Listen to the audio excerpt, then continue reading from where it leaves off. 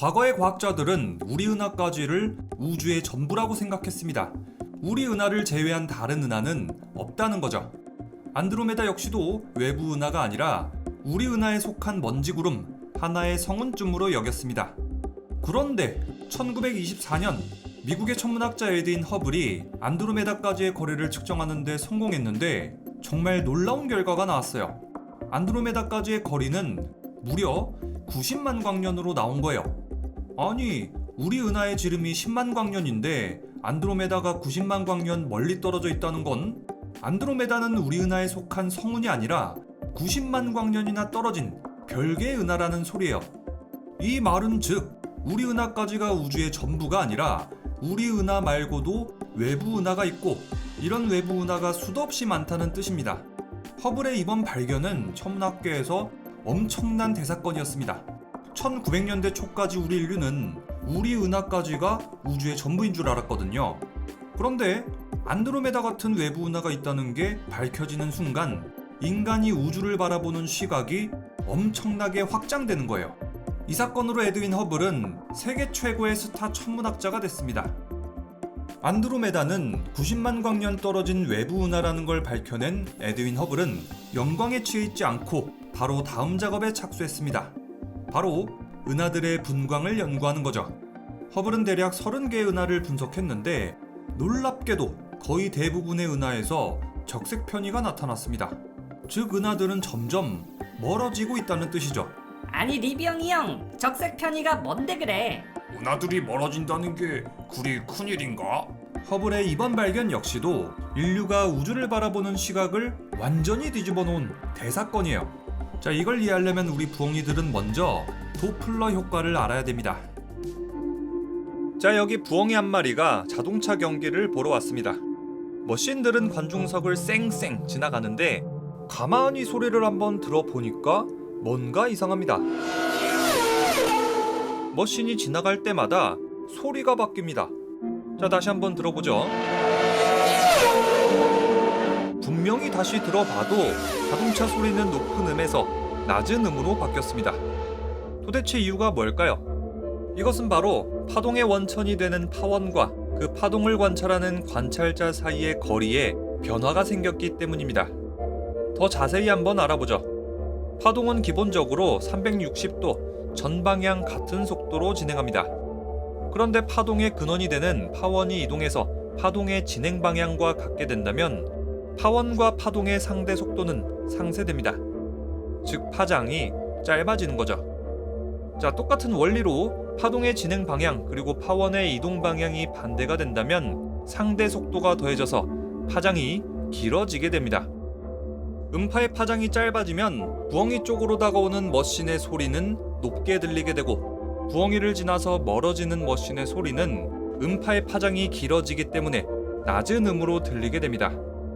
소리를 내는 음원 그리고 관찰자의 상대적 운동에 따라서 음파의 진동수가 변화한다. 이것이 바로 도플러 효과입니다. 자, 만약에 머신이랑 부엉이 둘 다 정지해 있는 상황에서 이 머신의 소리를 들어본다면 소리는 그대로 왜곡되지 않고 변하지도 않습니다. 이런 현상은 앰뷸런스가 지나갈 때도 마찬가지죠. 앰뷸런스가 내 쪽으로 올 때는 높은 음으로 들렸다가 앰뷸런스가 나한테서 멀어져 갈 때는 낮은 음으로 들리게 됩니다.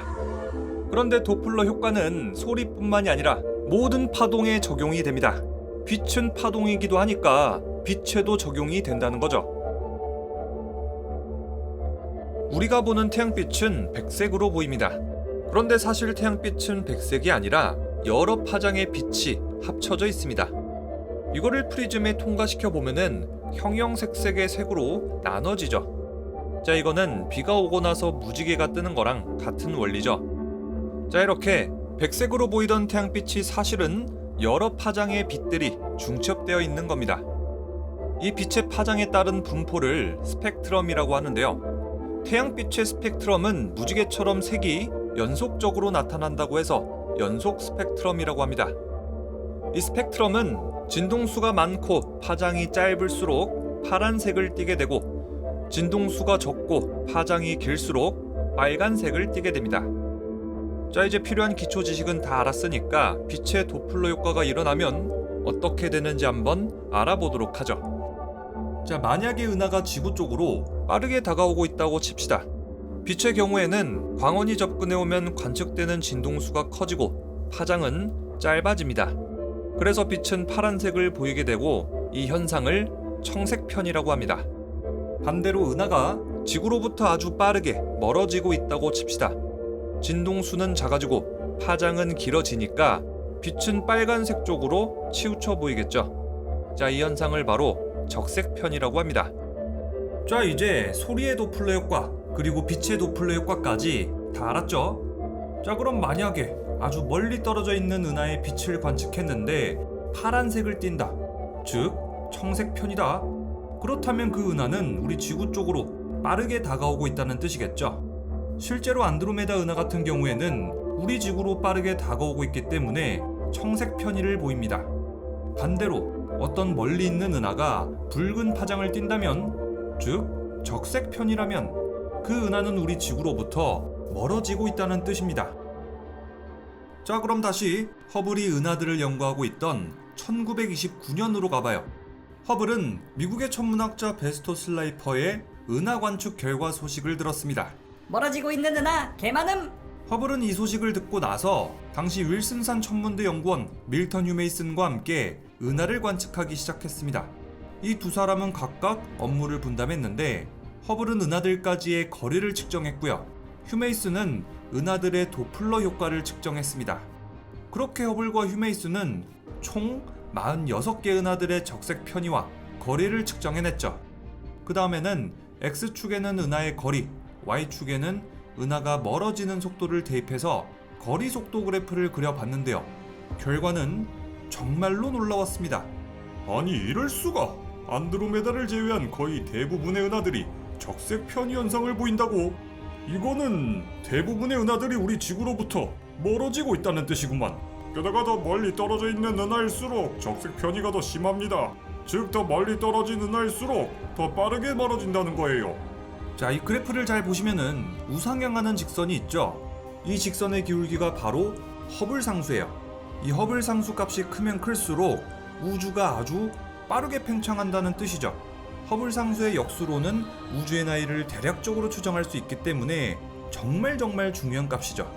허블과 휴메이슨은 이 그래프를 논문에 싣고 나서 더 멀리 있는 은하들을 추가적으로 관측하고 기록했습니다. 그리고 나서 1931년 새로운 논문을 발표하죠. 그 논문이 바로 그 유명한 허블 르메트르의 법칙이에요. 더 멀리 떨어져 있는 은하일수록 더 빠르게 멀어집니다. 즉, 우리 우주는 팽창하고 있다는 뜻이죠. 허블 르메트르의 법칙에 따르면 은하가 멀어지는 속도는 대체로 지구에서 은하까지의 거리에 비례했어요. 예를 들어서 100만 광년 떨어진 은하가 1의 속도로 멀어져 간다면 200만 광년 떨어진 은하는 2의 속도로, 또 400만 광년 떨어진 은하는 4의 속도로 멀어져 가는 거예요. 이 허블 르메트르의 법칙에 따라서 은하의 거리에다가 허블 상수를 곱하면 은하의 후퇴 속도를 구할 수 있어요. 과학자들의 정밀한 관측에 따라서 얻어진 허블 상수의 값은 지구에서 은하의 거리가 325만 9천 광년 늘어날 때마다 지구에서 바라본 은하의 후퇴 속도는 초속 70.1km씩 늘어나죠. 허블의 법칙은 우주가 팽창하고 있다는 정말 강력한 증거가 됐습니다. 또 우주의 팽창을 거꾸로 돌려보면은, 시간을 거꾸로 돌려보면은 하나의 점이 되죠. 그래서 이 허블의 법칙은 현재까지도 빅뱅 이론을 지지하는 대단히 강력한 증거예요. 허블은 허블 상수를 이용해서 우주의 나이를 예측하기도 했는데요. 허블은 최초로 허블 상수 값을 대략 200 정도로 잡아서 우리 우주의 나이를 대략 50억 년이라고 예상했었습니다. 그 이후에는 허블 상수를 300에서 500 정도로 측정하면서 우주의 나이를 30억 년으로 예측했죠. 자, 그런데 우주의 나이가 30억 년이라면은 지구의 나이보다 어리죠? 이거는 모순이잖아요. 현대 과학자들의 연구와 관측 덕분에 이 허블 상수는 점점 더 정밀하게 계산되고 있는데요. 현재 우주의 나이는 대략 137억 8천만 년 정도로 추정되고 있습니다. 이 우주의 나이는 지금도 계속해서 조금씩 변하고 있죠. 1931년 허블 르메트르의 법칙이 발표되기 이전까지 기존의 우주론은 영원 불변하고 변하지 않는 우주, 정적 우주론이 대세였어요. 정적 우주는 아인슈타인이 상대성 이론을 발표한 직후 1917년 상대성 이론에 따라 제안한 우주론이죠. 나의 상대성 이론에 따르면 팽창하는 우주도 수축하는 우주도 변하지 않는 우주도 가능하오. 하지만 나는 정적 우주론을 지지한다네. 우주는 영원하고 불변할 것이오. 우주는 수축도 팽창도 하지 않을 것이오. 나는 이것을 정적 우주라고 하겠소. 아인슈타인은 우주가 변하지 않는 모형을 만들기 위해서 억지로 우주상수 람다를 도입했습니다. 그렇게 아인슈타인의 정적 우주론이 완성되죠. 아니, 한번 생각해봐요. 그 당시 광전 효과로 노벨상도 받고 게다가 상대성 이론까지 발표하면서 킹갓 제너럴 엠퍼러 사이언티스트가 된 아인슈타인인데 어느 누가 감히 정적 우주론에 반기를 들어요. 절대 쉽지 않겠죠. 당연히 정적 우주론이 대세가 될 수밖에 없었던 이런 배경이 있는 거예요. 자, 그런데 허블이 허블 르메트르의 법칙을 발표하면서 아인슈타인의 정적 우주론은 틀린 것으로 판명났습니다. 결국 아인슈타인은 1931년 우주는 영원하고 불변하다는 정적 우주론 그리고 우주상수 람다까지 철회했습니다. 그 다음에 아인슈타인은 허블이 일하고 있는 윌슨산 천문대까지 찾아가서 허블의 공로를 인정하고 자신의 실수를 사과했죠. 나의 일생일대의 실수는 방정식에 우주 상수를 집어넣은 걸세. 정적 우주론은 틀렸네. 허블 자네가 맞네. 자, 이렇게 에드윈 허블은 10년 만에 인간의 우주론을 2번이나 바꾼 위대한 천문학자가 됐습니다. 안드로메다가 사실은 90만 광년 멀리 떨어진 은하라는 사실, 우리 우주는 팽창하고 있다는 사실까지 말이에요. 허블 르메트르의 법칙 발표 이후 영원불멸하고 변하지 않는 우주, 아인슈타인의 정적 우주론은 폐기 처분됐어요. 그 직후 새로운 우주 모형이 나옵니다. 조지 가모프의 빅뱅 우주론이죠. 현재 우주가 계속해서 팽창하고 있으니까 그 과정을 거꾸로 돌려보면 최초의 순간에는 모든 것이 한 점에 모여 있었을 겁니다. 즉, 한 점에서 대폭발이 일어나면서 우주가 탄생했고 그 이후로 계속 우주는 팽창하고 있는 거죠. 하지만 이 빅뱅 이론에 대해서 결정적인 증거는 나오지 않았어요. 그렇게 시간은 계속 흘러만 갔죠. 그런데 1964년 이 전쟁을 끝내버릴 완전 대박 사건이 터집니다. 이 사건은 아주 우연한 계기로 벌어졌는데 그 주인공은 벨 연구소에서 일하던 펜지어스 그리고 윌슨입니다. 두 사람은 고감도 혼안테나로 에코 위성의 신호를 잡는 일을 하고 있었어요. 그런데 신호를 잡아봤더니 신호에서 잡음이 너무 심했던 거죠. 야, 이 뭐야 이거? 안테나 문제인가? 두 사람은 일단 안테나의 청결 문제라고 생각해서 안테나에 묻은 먼지, 낙엽도 치웠고요. 안테나의 둥지를 틀어버린 비둘기도 쫓아내고 비둘기 똥도 닦고 완전히 깨끗하게 닦았어요. 그런데도 신호는 잡음이 너무 심했던 거예요. 알고 보니까 이제 비둘기는 귀소 본능이 워낙 강해서 비둘기를 쫓아내 봐야 다시 돌아와서 둥지를 트는 거죠. 야, 이거 안 되겠다. 비둘기 이거 그냥 죽여버리자. 자, 이렇게 둘기증을 죽이고 나서 다시 안테나를 다 닦았는데 그래도 잡음이 심한 거예요. 야, 이거 주변에 전파 간섭 때문에 그런 거 아니야? 두 사람은 주변의 모든 레이더 그리고 전파 방송을 제거해봤지만 잡음은 여전했습니다. 또 수신기의 열 때문에 전파 간섭이 생길 수도 있거든요. 그래서 액체 헬륨으로 영하 269도까지 이 수신기의 온도를 낮춰봤지만 그래도 소용이 없는 거예요. 하다못해 두 사람은 안테나를 완전히 분리하고 재조립까지 해봤는데 그래도 소용이 없는 거죠. 고장난 부품도 전혀 없고요. 아니 시봉 도대체 뭐야? 왜 자꾸 이상한 소리가 잡히는 거야? 그러니까 답답하네. 안테나 고장도 진짜 아닌데. 두 사람은 이제 잡음 추적을 시작했어요. 그런데 잡음은 예상보다 100배나 강했고 온 하늘에 균일하게 퍼져 있었어요. 이렇게 강한 전파가 온 하늘에서 균일하게 온다고? 이런 전파가 어떻게 지구나 태양, 우리 은하에서 날아와? 이거 우주에서 날아오는 전파 아니야? 이렇게 알 수 없는 소음을 찾던 어느 날 펜지어스는 한 논문을 읽게 됩니다. 바로 프린스턴 대학의 천문학자들이 기고한 빅뱅에 대한 논문이죠. 빅뱅이 일어났을 때 막대한 양의 에너지가 방출되었을 것이다. 그 에너지는 지금까지 남아있으며 온도가 존재하며 관측도 가능할 것이다.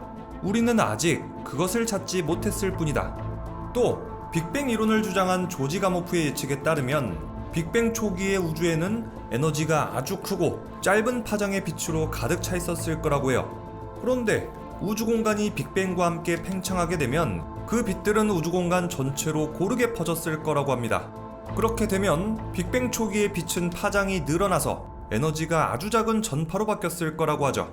즉 우주 배경 복사는 우주 전역에 고르게 퍼져 있고 파장이 길고 온도는 아주 낮을 거라는 예측입니다. 무슨 짓을 해도 사라지지 않는 알 수 없는 소음? 모든 방향에서 잡히는 그 전파가 혹시?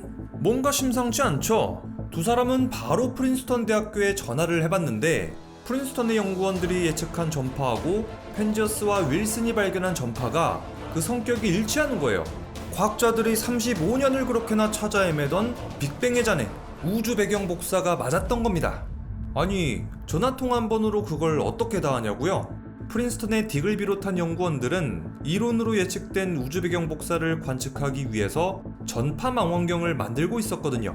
전화를 마친 딕은 팀원들에게 미안합니다 여러분, 우리가 한 발 늦었습니다 라고 말했다고 해요. 프린스턴 대학교의 연구원들은 어떻게 보면은 최초로 우주 배경 복사를 관측할 수 있었던 영광을 뺏긴 셈이에요. 하지만 이들은 펜지어스와 윌슨을 적극적으로 돕기로 했죠. 그들이 직접 벨 연구소로 찾아오기도 하고 전화도 자주 주고받고 서로 왕래도 많았다고 해요. 또 이제 두 팀은 하나의 팀이 돼서 우주 배경 복사에 대한 논문을 쓰기로 하는데요. 프린스턴의 딕 연구팀은 우주 배경 복사의 중요성에 대해서 썼고요. 펜지어스와 윌슨은 우주 배경 복사의 존재와 발견에 대해서 논문을 올렸습니다. 자, 이렇게 빅뱅하고 우주 배경 복사에 대한 논문 두 편이 연달아서 올라오니까 당시 학계가 어땠겠어요? 완전히 난리가 났겠죠. 138억 년 전 아주 먼 과거에는 빅뱅과 함께 우주가 시작됐다는 너무나도 강력한 증거가 나온 거잖아요. 이렇게 우주 배경 복사의 발견으로 빅뱅 이론이 정설이 되고 펜지어스와 윌슨은 우주 배경 복사를 발견한 공로로 1978년 노벨 물리학상을 수상했죠. 자, 이것은 펜지어스와 윌슨이 관측한 우주 배경 복사입니다. 이것은 일종의 우주 지도라고 볼 수 있어요. 우주 배경 복사를 통해서 우주의 많은 것들을 파악할 수 있거든요. 이걸로 빅뱅 당시의 온도도 알아낼 수 있고 관측 가능한 우주의 크기가 얼마나 됐는지도 알 수 있고요. 초기 우주의 인력이나 물질이 얼마나 빨리 쌓이게 되었는지, 별과 은하, 암흑물질과 암흑에너지 같은 우주의 구성 요소들도 알아낼 수 있습니다. 또 별과 은하가 어떻게 만들어졌는지까지 알아낼 수 있죠. 자, 이렇게 우주 배경 복사를 통해서 정말 무궁무진한 것들을 알아낼 수 있죠. 그래서 이게 과학자들한테는 너무나도 소중한 보물지도라고 할 수 있어요. 천문학의 연구에 있어서 정말 중요한 자료죠. 이 우주 배경 복사는 더 자세하게 관측하면 할수록 알아낼 수 있는 게 훨씬 더 많아져요. 그래서 우주 배경 복사의 관측의 역사는 계속해서 발전했는데요. 자, 이게 바로 1992년 코비 위성이 관측한 우주 배경 복사입니다. 이 관측을 통해서 매더 박사와 스모트 교수는 노벨 물리학상을 수상했죠. 2001년에는 WMAP이 관측한 우주 배경 복사도 있고요. 그리고 2013년에는 플랭크 위성으로 관측한 우주 배경 복사도 있죠. 이렇게 우주 배경 복사들을 비교해 보면은 점점 더 자세하게 관측이 되는 게 눈으로 딱 봐도 보이죠. 이 우주 배경 복사는 우리도 어렵지 않게 관측할 수 있어요. 옛날에 TV로 이제 신호를 잡으려다가 보면은 치익거리는 소리와 함께 이런 화면을 본 적이 있을 거예요. 자, 이게 바로 TV 수신기로 우주 배경 복사를 잡았기 때문이에요. 또 우리는 라디오를 통해서도 우주 배경 복사를 수신할 수 있어요.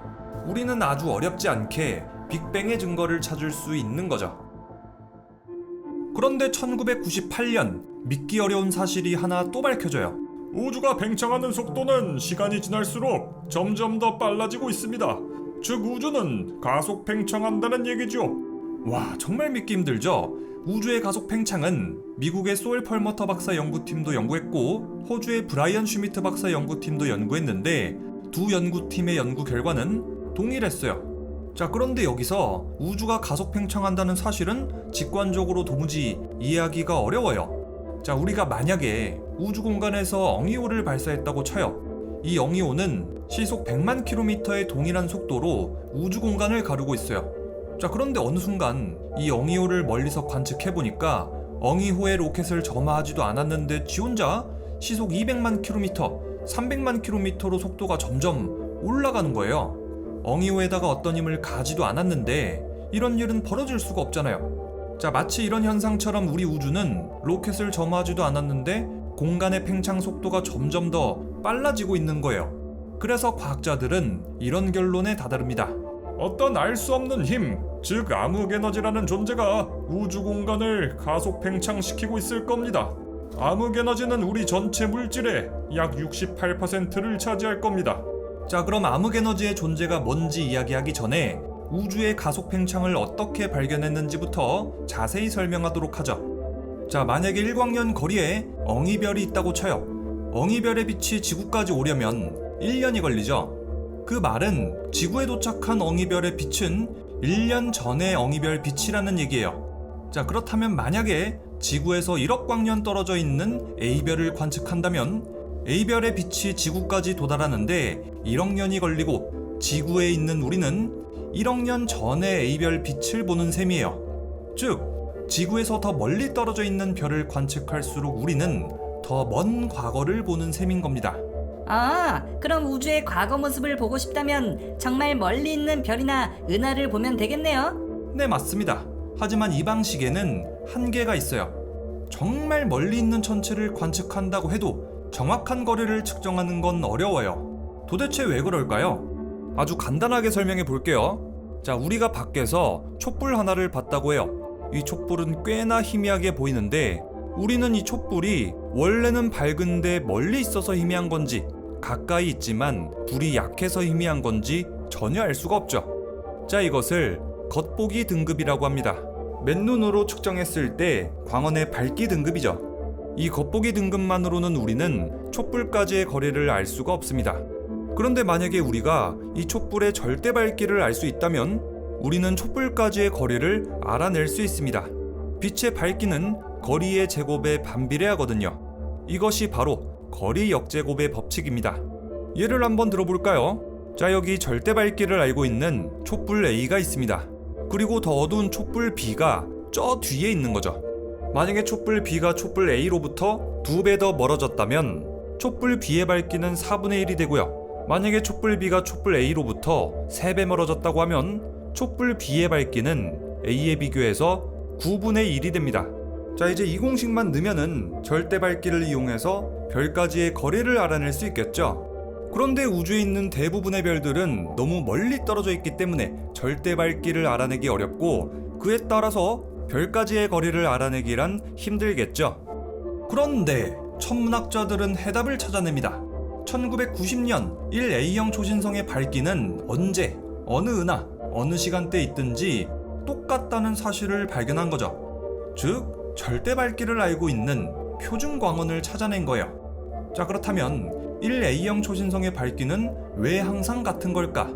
자, 여기 백색 외성이 있어요. 그리고 그 옆에 동반성이 있다고 해봐요. 백색 외성의 강력한 중력은 동반성의 가스를 흡수하게 되는데 이때 백색 외성의 질량이 태양 질량의 1.4배가 되면 핵융합이 급속도로 시작되면서 엄청난 폭발을 일으킵니다. 이것이 바로 1A형 초신성이죠. 1A형 초신성은 언제나 정확하게 태양 질량의 1.4배가 되면 대폭발하기 때문에 언제 어디서 관측되든지 밝기는 항상 동일해요. 자, 그리고 1A형 초신성의 핵융합은 아주 짧은 시간 안에 이루어지면서 폭발적인 에너지를 뿜기 때문에 아주 밝아요. 그 밝기는 은하 하나의 빛을 전부 합한 것하고 맞먹을 정도죠. 진짜 엄청난 에너지죠. 덕분에 현재 인간의 관측 기술로 약 90억 광년 떨어진 1A형 초신성까지 정밀하게 관측할 수 있어요. 그 말은 즉, 우리 인간은 이제 90억 년 전의 과거까지 비교적 정확하게 측정할 수 있다는 얘기예요. 우리 우주의 나이가 대략 138억 년이니까 우주 나이의 대략 3분의 2 정도까지는 파악할 수 있는 거죠. 이제 모든 준비는 다 끝났습니다. 온 우주에 퍼져 있는 1A형 초신성을 모조리 관측하면 됩니다. 절대 밝기를 알고 있으니까 거리 역제곱의 법칙을 넣어서 거리를 측정하면 돼요. 즉, 그 빛이 몇 억 년 전에 방출된 건지 파악하는 거지요. 그 다음에 1A형 초신성들의 적색 편의를 측정한다면 우주의 팽창 속도를 알아낼 수 있습니다. 빛의 파장의 변화는 우주의 크기 변화에 따라서 다르기 때문에 1A형 초신성 폭발 당시 빛의 파장이 얼마나 늘어났는지를 파악한다면 몇 억 년 전에 우주가 어느 정도 크기였는지 알아낼 수 있게 돼요. 자, 이렇게 펄미터 박사 연구팀 그리고 슈미트 박사 연구팀은 각각 독립적으로 연구를 진행했는데 연구 결과는 동일했어요. 아니 이럴 수가! 우주의 팽창 속도가 점점 빨라지고 있다고! 우리 연구팀의 결과도 동일합니다. 이거 정말 믿을 수가 없군요. 자, 이 그래프를 보시면 42개의 A형 초신성에 대해서 X축에는 적색 편의의 정도, 그리고 Y축에는 거리를 측정한 그래프예요. X축이 크면 클수록 적색 편의가 심하다는 얘기고 Y축이 크면 클수록 거리가 멀다는 얘기예요. 자, 여기서 만약에 우리 우주가 등속 팽창한다면 이 초신성들의 점을 연결했을 때 그래프는 이렇게 일자로 나와야 되거든요. 하지만 관측 결과 초신성들은 멀리 있으면 더 멀리 있을수록 적색 편의는 점점 더 심해집니다. 이것을 쭉 연결해보면 선은 점점 우상향하게 되죠. 자, 이 그래프는 우주가 가속 팽창하고 있다는 명백한 증거예요. 자, 이렇게 두 연구팀이 독립적으로 연구한 결과 우주의 팽창 속도는 점점 빨라지고 있다는 결론이 나왔어요. 그 이후에도 전 세계 여러 연구팀은 우주의 가속 팽창을 연구했는데요. 결과는 역시 동일했어요. 즉, 우주의 가속 팽창은 더 이상 의심의 여지가 없다는 거예요.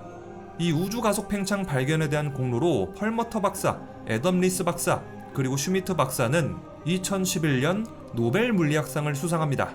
그 이후에도 과학자들의 여러 연구를 통해서 우주의 팽창은 과거에는 감속 팽창이었는데 우주가 탄생하고 나서 대략 70억 년 이후부터 가속 팽창으로 바뀌었다는 사실까지 밝혀지게 됩니다.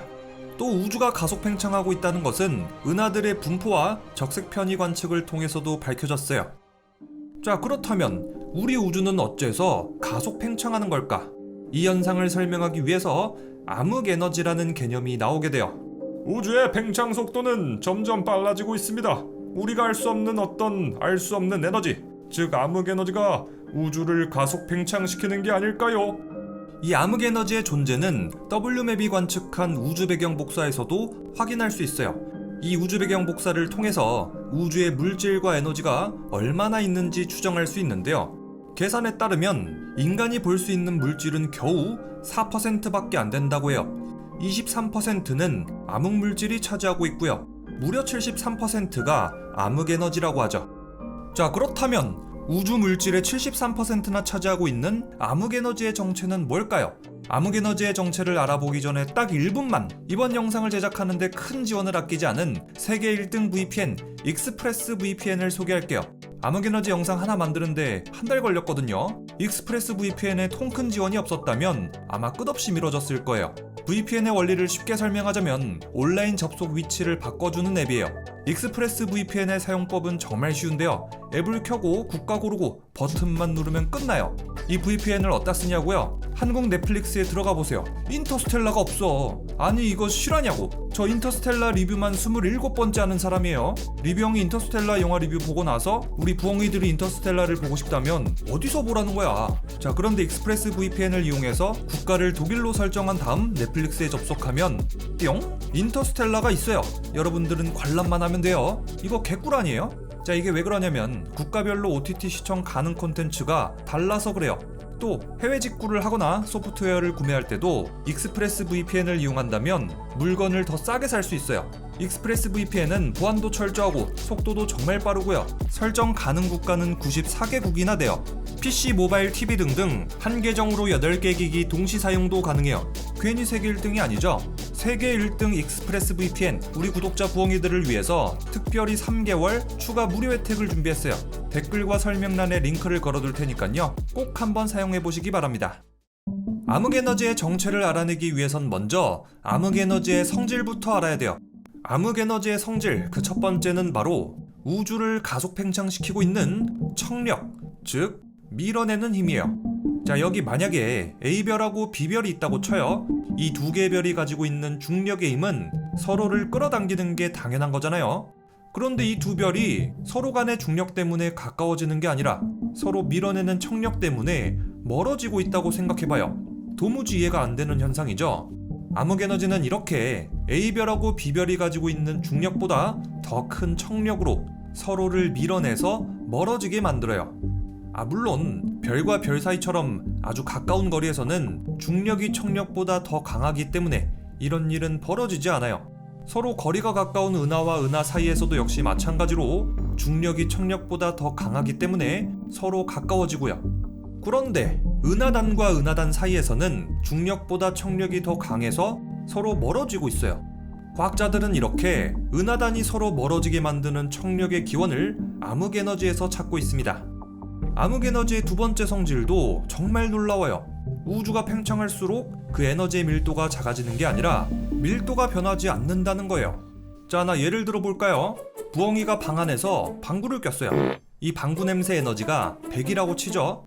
부엉이는 냄새가 너무 지독한 나머지 환기 좀 시키려고 똑같은 크기의 옆방을 열었어요.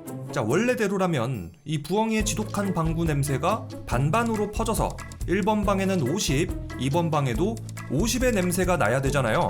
그런데 부엉이의 방구 냄새가 1번 방에도 100, 2번 방에도 100이 돼서 총합 200이 되는 거예요. 3번 방, 4번 방을 열어도 1번에 100, 2번에 100, 3번에 100, 4번에 100이 돼서 방구 냄새 총합은 400이 되는 거죠. 진짜 도저히 말이 안 되는 현상이죠. 이 말도 안 되는 현상이 실제로 우리 우주에서는 벌어지고 있어요. 우주가 팽창하면 팽창할수록 암흑에너지의 힘도 그에 따라서 밀도가 옅어져야 되는데 그렇지가 않습니다. 왜냐? 암흑에너지의 힘은 우주의 공간 그 자체가 만들어내는 것으로 생각되거든요. 과학자들의 연구에 따르면 우주 탄생 극초기에는 암흑에너지의 양이 거의 없었다고 해요. 그런데 시간이 지날수록 점점 우주가 팽창하게 되면서 암흑에너지의 양이 많아지게 됐다고 해요. 과학자들의 연구에 따르면 우주 탄생 70억 년이 지났을 때는 암흑에너지의 청력이 우주의 인력을 넘게 되고 우주 탄생 100억 년이 지났을 때는 일반 물질과 암흑물질을 합한 에너지의 양이 암흑에너지와 같게 됐다고 해요. 그 이후에도 암흑에너지의 양은 계속 늘어나서 우주 탄생 138억 년 후, 그러니까 현재 기준으로는 우주의 에너지 중 약 73%가 암흑에너지가 됐다고 해요. 이대로라면 앞으로 100억 년, 200억 년이 더 지나면 암흑에너지의 비율은 점점 더 계속 높아질 거예요. 그만큼 우주의 팽창 속도도 점점 더 빨라질 걸로 예상되고요. 자, 이렇게 암흑에너지의 특성을 살펴봤어요. 첫 번째, 암흑에너지는 청력을 가진다. 두 번째, 암흑에너지는 공간 그 자체 에너지이기 때문에 우주가 팽창한다고 해도 밀도는 변하지 않는다. 자, 이렇게 두 가지 암흑에너지의 특성에 따라서 과학자들은 암흑에너지의 정체를 파악 중에 있어요. 자, 여기서 리병의 양자역학 시리즈 그리고 블랙홀 시리즈의 호킹 복사까지 다 봤던 부엉이라면 암흑에너지의 후보가 도대체 뭘지 감이 조금은 왔을 거예요. 암흑에너지의 첫 번째 후보는 바로 진공에너지입니다. 이 진공이라는 건 우리 실생활에서도 꽤나 쓰여가지고 우리 부엉이들도 어느 정도 대충이나마 알고 있는 개념이에요. 우리가 이제 마트에서 닭가슴살을 살 때 닭가슴살이 완전히 진공 포장돼 있죠. 이 닭가슴살이 포장재에 넣어져 있는데 이게 공기가 완전히 빠져가지고 압축시켜가지고 진공 상태로 만들어서 팔잖아요. 그런데 이 닭가슴살은 엄밀히 따져보자면은 진공의 원리를 이용하기는 했지만은 완벽한 진공이 아니에요. 고전 역학에서 진공은 물질이 전혀 존재하지 않는 공간이에요. 아무리 진공 포장을 했어도 아무리 공기를 다 빼냈어도 이 포장재 안에는 닭가슴살이 들어있으니까 진공이 아니라는 얘기죠. 그냥 공기만 최대한 뽑아낸 포장이 잘 된 닭가슴살이에요. 그렇다면 과학자들이 말하는 완벽한 진공 상태란 뭘까요? 자, 여기 진공실이 있어요. 이 진공실에는 공기를 빼내는 특별 장치도 있는데요. 이제부터 이 장치를 이용해서 진공실 안에 있는 모든 공기 분자들을 빼내볼 거예요. 자, 이렇게 계속 공기들을 빼냈는데 1기압, 즉 760토르가 되면은 진공 상태가 돼요. 그런데 이 진공 상태보다 더 공기를 빼내면 고진공 상태가 되고요. 이것보다 공기를 더 빼내면은 초고진공 상태가 돼요. 초고진공 상태가 되면은 달 표면의 기압하고 비슷한 수준의 기압이 되는데 이 정도면은 1세제곱미터에 1조개 미만의 입자들이 날아다녀요. 이 1조개의 입자가 굉장히 많은 것처럼 느껴지지만은 사실 이 수준이라면은 입자끼리 서로 전혀 충돌하지 않고 날아다닐 수 있을 정도라고 해요. 자, 이렇게 우리가 열심히 진공실을 초고진공 상태로 만들었어요. 그런데 사실 이 정도 수준이 아직 우리 인간이 가지고 있는 초고진공 상태 만들기의 한계라고 해요. 재밌는 사실은 우리 인류가 아무리 노력한다고 해도 자연이 만들어내는 진공 상태는 이겨낼 수가 없다는 거예요. 행성과 행성 사이 1세제곱미터의 공간에는 겨우 1000만 개의 입자가 있고요. 항성과 항성 사이에는 대략 1세제곱미터당 100만 개 정도의 입자가 있고요. 은하와 은하 사이의 공간에서는 1세제곱미터당 1개에서 3개 수소 원자밖에 없어요. 그야말로 자연 자체가 만들어낸 엄청난 진공 상태인 거죠. 자, 그런데 어찌어찌해서 우리 인류의 기술력이 대단히 높아져가지고 완전히 아무것도 없는 무의 공간을 만들었다고 쳐요. 이 공간 안에 수소 원자 한두 개조차도 들어있지 않은 거죠. 자, 만약에 이 상황이라면 완벽한 진공 상태일까요? 네, 고전역학에 따르면 완벽한 진공 상태예요. 하지만 양자역학에 따르면 이 진공이라는 개념이 고전역학 때하고는 달라져요. 양자역학에 따르면 완벽한 진공을 만들었다고 해도 텅 빈 공간이 아니거든요. 아니 부엉이 형 대체 뭔 소리야? 진공에 원자는 없다면서 그게 어떻게 텅 빈 공간이 아니라는 거야? 자, 그럼 지금부터 양자역학에서는 진공을 어떻게 생각하는지 알아보도록 하죠. 하이젠베르크의 불확정성의 원리, 리뷰영이 채널의 양자역학 시리즈에서 많이 다뤘었죠. 이 공식에 따르면은 진공은 아무것도 없는 텅 빈 상태가 아니에요. 이 진공에서 전자하고 양전자가 쌍생성됐다가 다시 합쳐지면서 쌍소멸하거든요. 이 과정은 끊임없이 반복되면서 에너지가 진공에서 계속해서 요동치고 있죠. 자, 이것을 양자요동 혹은 양자떨림이라고 합니다. 진짜 신기하죠? 아니 어떻게 아무것도 없는 공간에서 뭐가 튀어나왔다가 지들끼리 사라진대. 현실에서 이런 경우가 어딨어요. 우리가 평소에 생각하고 있었던 텅 비어있는 공간, 이 진공이라는 공간이 양자역학의 세계에서는 에너지로 가득한 곳이에요. 에? 아이 부엉이 형, 그럼 에너지 보존의 법칙은 뭐야? 고립계에서 에너지는 새로 생기지도 않고 사라지지도 않잖아. 에너지 보존의 법칙도 깨지지 않아요. 이 진공에서 생겨난 전자랑 양전자는 정말 짧은 시간 동안만 대략 10의 마이너스 44승초만큼만 잠깐 나타났다가 순식간에 사라지기 때문에 에너지 보존의 법칙에 위배가 안 되는 거예요. 그럼 그 진공 속의 에너지를 본 적이 있어요? 아직 본 적은 없어요.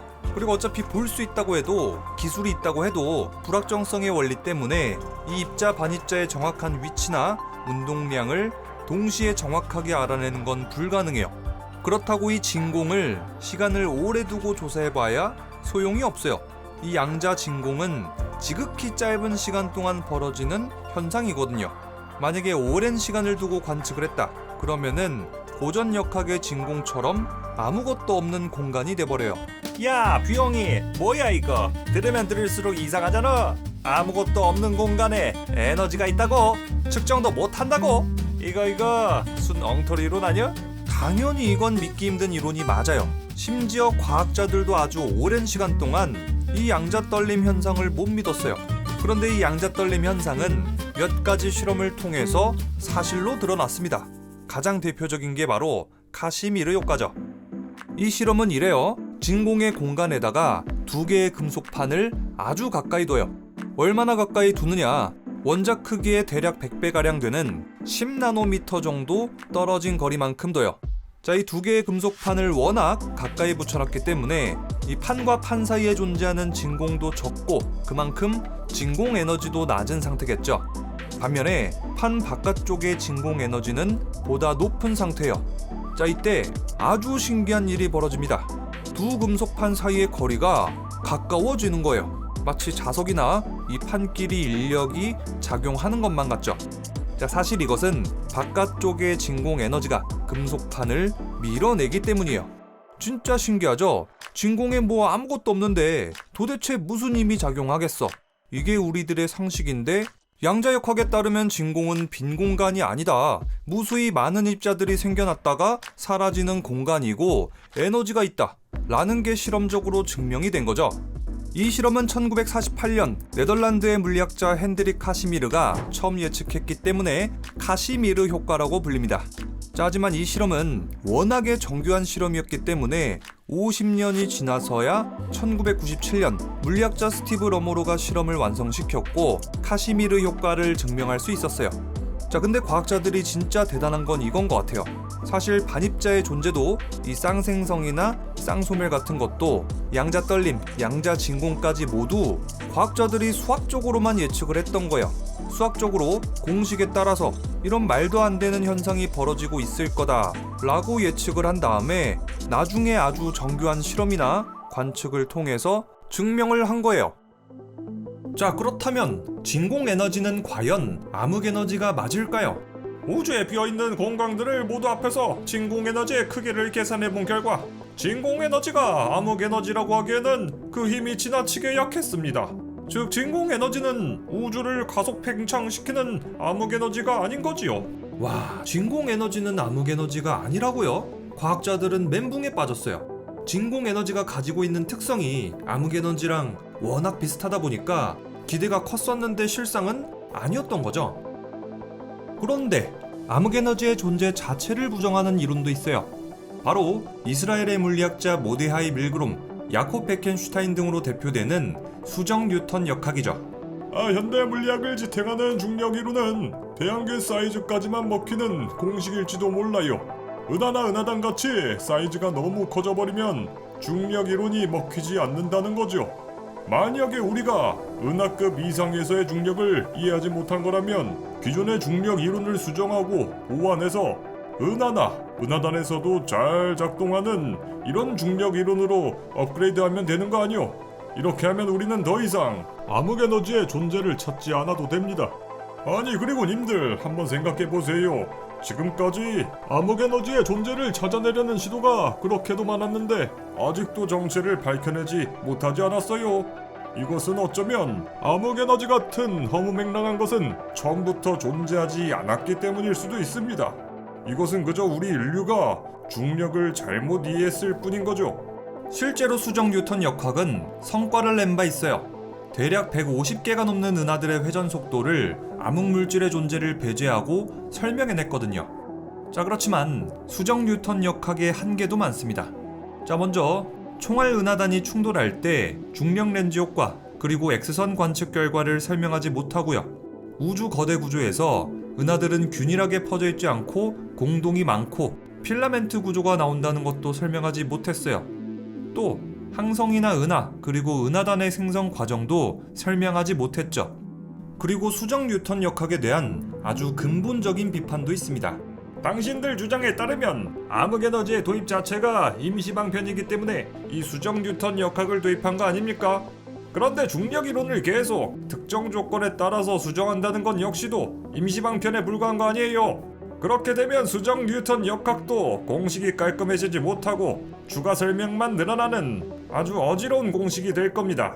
현대 물리학을 지탱하는 상대성 이론을 수정한다는 건 현대 물리학의 기둥을 뿌리 뽑고 그 모든 이론을 새로 시작하는 것과 같습니다.